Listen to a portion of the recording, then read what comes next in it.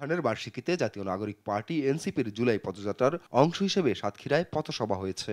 দুপুরে খুলনা রোড মোড়ে পথসভায় বক্তব্য রাখেন এনসিপির কেন্দ্রীয় নেতারা। এনসিপি আহ্বায়ক নাহিদ ইসলাম বলেন, চাঁদাবাজিতে মানুষ অতিষ্ঠ হয়ে উঠেছে।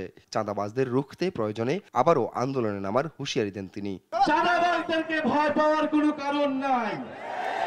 যেই দেশের ছাত্র তরুণ জনতা 16 বছরের ফ্যাসিস্ট স্বৈরাচারী হাসিনাকে দিল্লিতে পাঠাতে পারছে, সেই দেশের ছাত্র তরুণ কোন সামান্য চাঁদাবাজদেরকে ভয় পাবে না।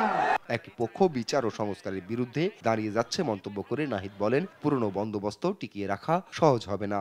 গণঅভ্যুত্থানের পরে এত মানুষের জীবন দানের পরে তারা যদি মনে করে তারা আগের পুরাতন রাজনীতি করবে, তাহলে এটা এত সহজ হবে না। তারা বলেছিল 3 মাসের মধ্যে নির্বাচন দিতে হবে, আবার বলেছে 6 মাসের মধ্যে নির্বাচন দিতে হবে। ক্ষমতার ভাগ বাটোয়ারা ছাড়া দেশ সংস্কারের কোনো বিষয়ে তাদের কোনো সমর্থন পাওয়া যায়নি। ক্ষমতার লোভ দেখিয়ে এনসিপিকে কেনা যাবে না বলেও হুঁশিয়ারি দেন নাহিদ ইসলাম।